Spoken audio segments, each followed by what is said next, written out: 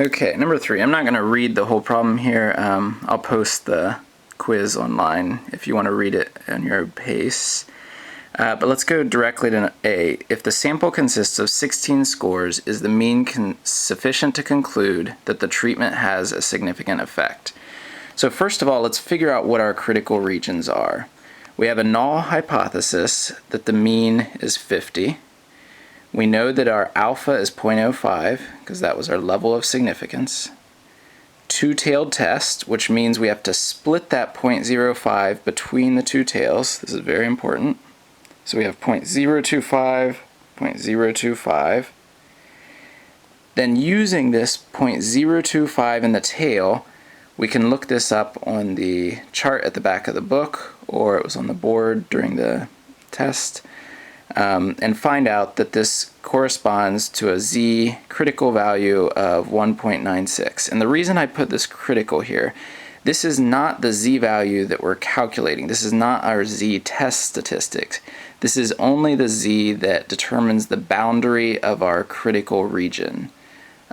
So we know that any z statistic that's higher than 1.96 or lower than negative 1.96 is going to be in the critical region.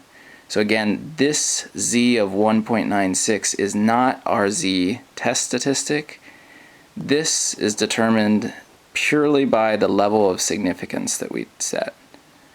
So this is not determined by the data yet.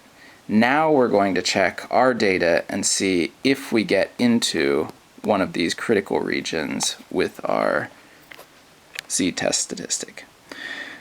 So in order to do that, we calculate using the formula the sample mean minus population mean over the standard error. And remember, the standard error comes from population standard deviation over square root of the sample size, which would give us 3. So 55 minus 50 over 3 gives us 1.67.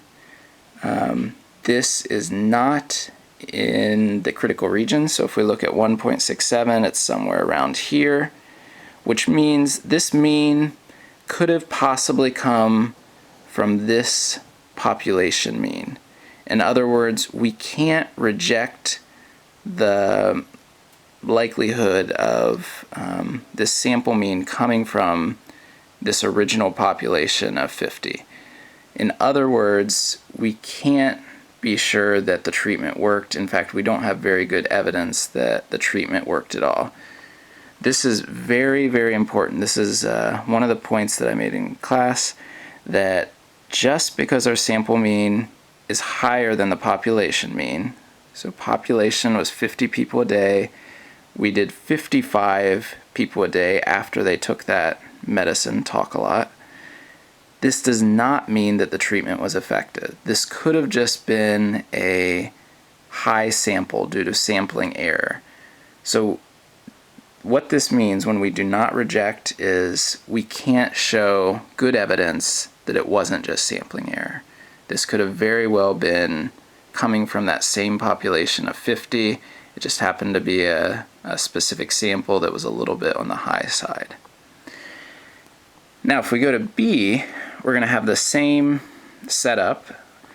Again, the data does not affect our critical region, so we know right away that for part B, the critical region will remain the same.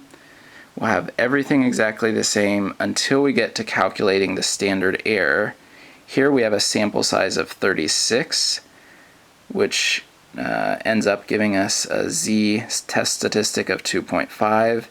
This is higher than the 1.96 z critical value, so we're somewhere over here. So now we're far enough away from that population mean of 50 that we do have good evidence to reject the fact that the treatment group is the same as that original population group. So we're saying that the treatment group is really coming from a different population because they're far enough away from this mean of 50. So because of that, because we're in the critical region, we reject the null hypothesis and conclude that there is a significant effect. So Part C, moral of the story is we have this formula for Z. On the bottom here, this is the formula for the standard error. I just combined it into one formula. As this n gets larger, like it did in part B, it went from 16 to 36. As it got larger, the Z value is going to get larger. It went from 1.67 to 2.5. And the higher the Z value is, the more likely that we're going to get in the critical region. And then if we're in the critical region, we reject the null hypothesis and have a significant outcome.